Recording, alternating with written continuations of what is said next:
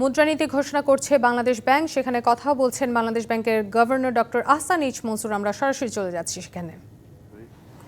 তো for the first time জানুয়ারির পর থেকে এটা পজিটিভ হয়েছে, কিন্তু আমরা যেটা চাচ্ছি যে ইনফ্লেশনটা আরো কমতে হবে, তা না কমা পর্যন্ত আমাদের এই পলিসি স্ট্যান্সটা একটু টাইটার পজিশনে থাকবে।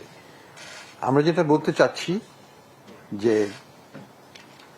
এই প্রেক্ষাপটে ইনফ্লেশন কমছে এবং আমরা আশা করি ইনফ্লেশন আরো কমবে, কিন্তু যে লেভেলে আমরা নিতে চাচ্ছি সেই লেভেলে এখন আমরা যেতে পারিনি। আমরা চাচ্ছি ইনফ্লেশনটাকে ক্রমান্বয়ে একটা রেঞ্জে নিয়ে আসতে। সেটা আমাদের মনে হয় যে এটা 3 থেকে 5-এর মধ্যে যদি আমরা আনতে পারি, হয়তো একটু সময় লাগবে, সেটা আমাদের লক্ষ্য। তো এই লক্ষ্যে যেতে হলে আমাদেরকে